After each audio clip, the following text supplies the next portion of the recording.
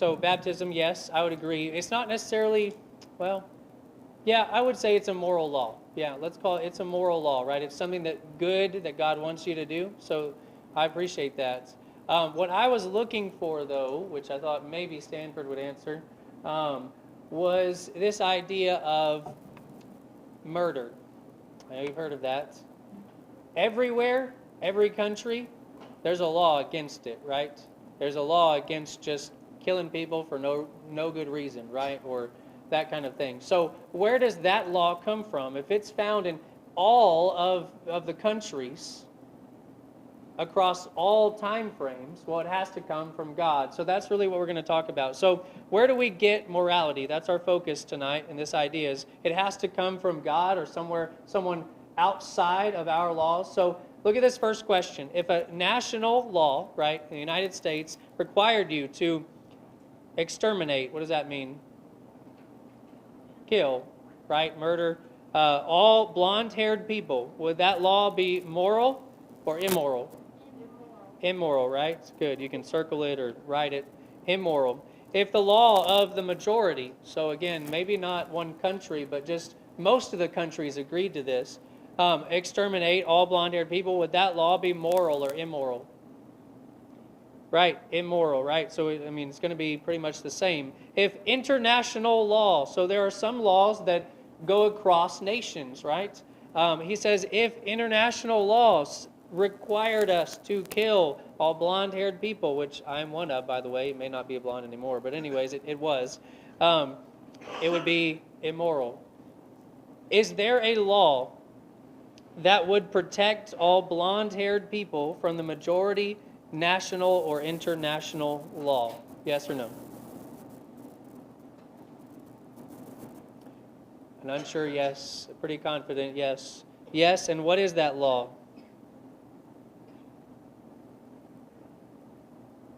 We can't point to like the Constitution, right, or anything like that. Well, it's going to be found.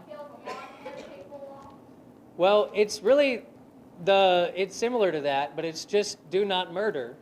Thou shalt not kill or murder, right? That's one of the 10 Commandments, and it's also repeated in the New Testament. So you could just phrase it how you want, but do not murder, I think, is the better translation of the idea.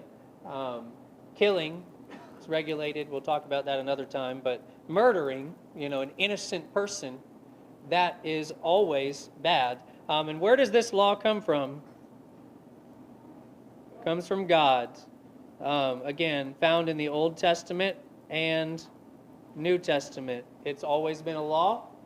It's always been wrong, right? God set the standard. God made the ruler. And the rule is do not murder.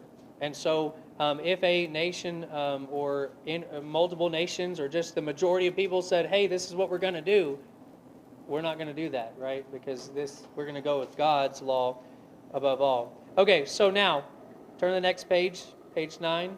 This tells us that morals, this morality, must have a moral law giver. So again, who gave us this law? If we have it in the United States, if we have it in Australia, and everywhere across all time, well, it had to be God. So did moral law require Nazis, maybe you've heard about these, right, to disobey the German law to exterminate or kill, murder the Jews? Did the moral law require them to disobey? Yes or no? The answer would be yes. A little bit of one of those tricky questions in a sense, but the way it's phrased, not the question itself.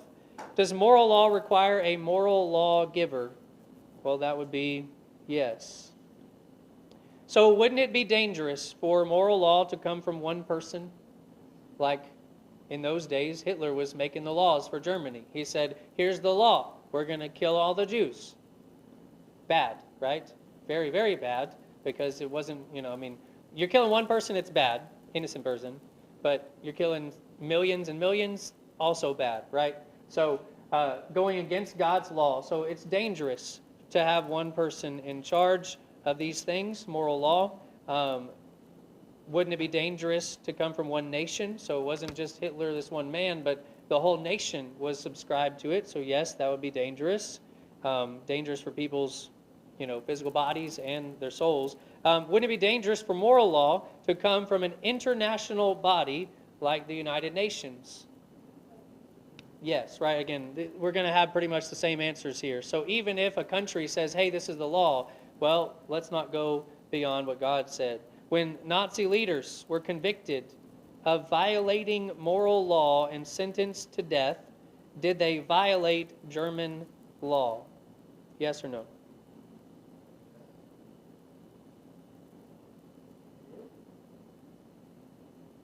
They were convicted of violating moral laws. Did they violate the German law? The answer would be no. See, the German law, that's what Hitler made it say. This is what we're doing as a country. So when they, people under Hitler, they said, we're just listening to what he did, what he said. And they're listening to what our country said. And so they appealed to this idea that this is what our country gets to do. But you had a group of countries called the United Nations, and they came together and said, what you did was immoral. What you did was wrong according to a different standard. And that's what you see on this, if you take a look at the next page. It's what these called these Nuremberg trials. I know we'll get back to the questions, but these Nuremberg trials. Look at what they said. Ultimately, the rights of men, made as all men are made in the image of God, are fundamental. This is what somebody said in that trial. They said people are made in the image of God, so they're appealing to a higher authority than that of the world. Then he said, as an international military, it rises above the provincial and transient. I think the main idea there is that it rises above, right? It's above, there's a law that's above your law and above international law. And everybody knows that it's wrong to murder. So let's go back to page 9 at the very bottom. When Nazi leaders were convicted of violating moral law, sentenced to death, did they violate the international law? The answer is no. So they didn't violate Germany's laws. They didn't violate the international laws. Now look at this next question on page 10. When 10. Leaders were convicted of violating moral law. Did they violate the U.S. law? No, right? If you live in Germany, you aren't subject to United States laws unless maybe you have a job that's based in the United States. You get it. So, no, they didn't violate United States law. So what law were they convicted under? And what I'm telling you is the way in which they prosecuted and convicted the Nazis was by appealing to a higher law. Appealing to a higher law than their country, than a group of countries. And that is this idea of morality, a moral law that was really created by God, as we see here, created in the image of God, so they appealed towards God. Does that make sense? Are there questions? Am I confusing anybody? I don't want you to leave here confused. I think we're following. So, summary questions on page 11. If God did not exist, would objective moral values exist? And when we say objective, what we mean is they're unchanging, right? Everybody knows they can't be changed. So what's the answer? No. And we'll talk about why that is on the next page. But if God didn't exist and people just evolved out of nowhere, we would be like the animals, and we'll talk about that in a few moments. So do you, and again, this is if you're teaching somebody about God and the Bible and these kinds of things, do you believe that objective moral values exist, right? They need to answer that. Hopefully the answer is yes, or they're not sure. You can prove that. So would you agree that God could exist, right? They may not fully admit to it, but it's possible, right? So hopefully the answer is yes, or maybe possibly. Now then you ask them, does evil, yes?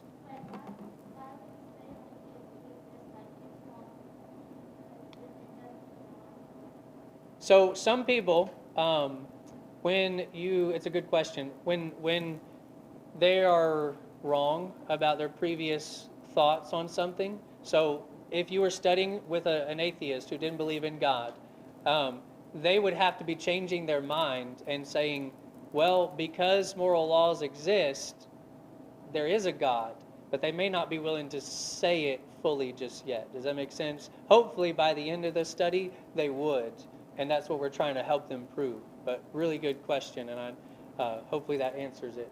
All right, so does evil exist? Yes or no, everybody? Yes, that's clear. And, what would you do, Stanford, since you're going off to college? I'm going to just pick on you a bunch. What would you do if someone said no to that answer that you're studying with? They're right there. What would you do? How would you explain to them that evil does exist, or get them to say that it does? You say evil doesn't exist, then why do people feel guilt over certain things? Why do some people have the thoughts of maybe I shouldn't have done that? Maybe that wasn't the right thing to do. If there's a feeling that something was done wrong, there has to be a right way to do it. So therefore, there's a right and a wrong, a good and evil. So a guilt that's by what we call the conscience. Where does a conscience come from is kind of what you're asking them. That's something beyond your mind. You make a decision, and yet your decision was made by your mind, but your conscience, whatever, however that works, is telling you that was right, that was wrong. So that's a good way to do it. Easier way for me was, I was just going to say get up and slap them and see what they think, right? Because at that point they'll say, hey, that was wrong, don't do that. And you say, I thought nothing was evil, right? No, that's a joke, don't do it. But you see what I'm talking about? You get them to see that at some point they're going to say something is wrong. They're going to say, hey, that was a wrong. Or maybe you ask them for their wallet and then you run off with it for a moment, right? They're going to say that's wrong, right? And then you're going to be like, well, by what standard, right? That's evil. Well, what do you mean? So then they'll believe it. All right, so evil exists. An example of evil, we talked about some of those things, stealing. That would be one you could put, and there's tons. So what standard would you use to define evil, right? There has to be a standard, a rule, a law system. They can answer that. Does the existence of good require the existence of evil? This is important. If you have one side of the scale and you only have good, how do you have good when there's nothing to compare it to? How do you have light when there's nothing to compare it to? Make sense? You've got to have light and dark together. You've got to have good and evil together, at least as a possibility. So that's the idea of this question. When good exists, there has to be another side. Make sense? All right, so the answer there would be yes. I mean, I don't know how they would answer, but we're going to answer with God's law here. God's laws. What standard or law would you use to find goodness? Again, we're going to say God's laws. They might say something different. They might say, whatever the majority says, or whatever the country says, or however I feel, whatever I feel is right. These are our answers, but they might say something different. All right, so Mark chapter 10, verse number 18 is our big verse for tonight. So Jesus said to him, "Why do you call me good? No one is good but one, that is God." And we're talking about a moral goodness. Now, Jesus is claiming to be good and claiming to be God. And he's saying, do you realize what you're saying when you call me good? And they don't really fully realize it. And he's teaching them that I am God. That's kind of his point. But the point that we're making from it is that God is the only one that is good. And so he is our standard, you might say. So, I mean, you could put God's laws, but God is the standard of good because there's no evil within him, but there's evil on the outside. All right, so that's, any questions so far? We're good? I want to finish this next part if we can. What time is it? Yeah, we've got time. Okay, so turn over to the next page, verse 12. Page 12. Animals. This is how we can know that if people just evolved out of nowhere, we would pretty much be like the animals. And we know that animals don't really have morals. So let's take a look at some of these questions. Is a tiger that escapes from a zoo and kills helpless children, is it taken to prison and given a trial? No. Now, we could say differently for gorillas. Anyways, if you don't get that reference, that's okay. So, tigers, they are not taken because why? They're an animal. They don't have a conscience. They don't know. Yes. They don't know right from wrong. They don't have a standard. God didn't give them a standard. They just are animals. They do what animals do. So then, what about a human? What if a human does the same thing that a tiger did? Are we going to take him to trial? Yes, right? Absolutely. And so the answer is yes, we'll be taken to prison, given a trial. So do animals have morality? No. Do humans have morality? Yes.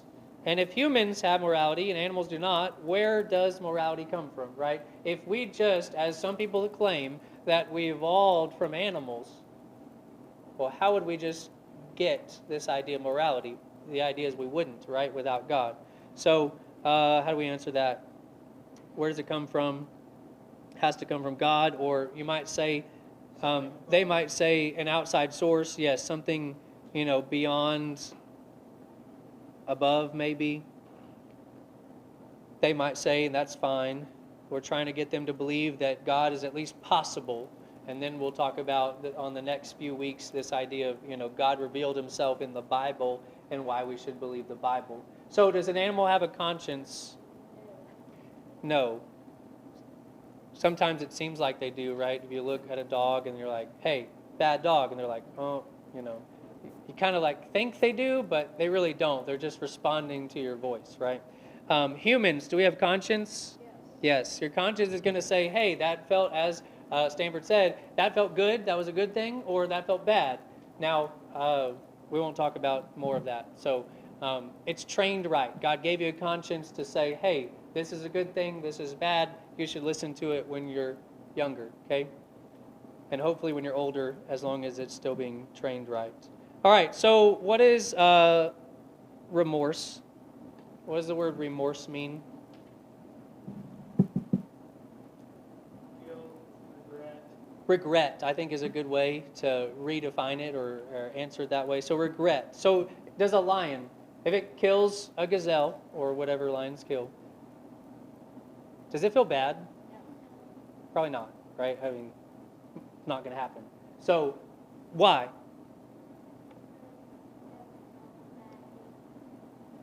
Yeah, it doesn't know. It's trying to survive. Great point. So it's just trying to live. This is how God programmed them, that you've got to eat to live. Well, the only way a lion's going to do that is by killing its prey. So that's the way it goes. Now, what about humans? Do most humans feel remorse or regret after killing another human being? Hopefully the answer is yes, right? Again, we're saying most. Maybe some who, it's not good. All right, if a human has a conscience and an animal does not, where does a conscience come from? Has to come from God, right? Say what?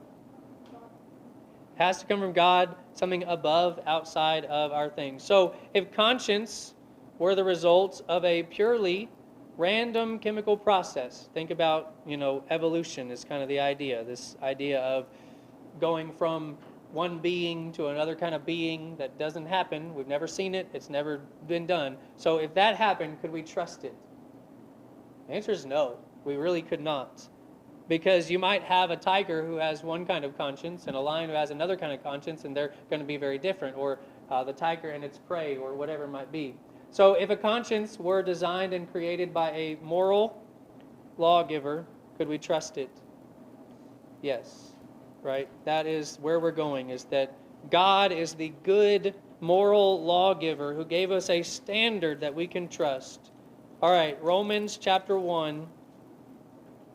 verse number 20, and that's probably going to be our last point for today. Romans chapter 1, verse number 20. For since the creation of the world, his invisible attributes are clearly seen. Speaking of God, they're clearly seen, being understood by the things that are made, even his eternal power and Godhead, or his eternal nature, and so that they are without excuse. People are without excuse. When we can look at this world, we can look at the animals and say, they don't have morals. We are different than them, and so therefore there must be some higher standard and higher law. Are there questions about these things? I don't feel like we need to get into the next part until next week, so let's just stop there. Questions? All right, everybody has a copy, or if you, let's see, for those who weren't here last week, I need two. But y'all were. Throw me a pin. Huh. That. All that, and I didn't catch it. Oh no, I'm sorry. Wow, that was terrible.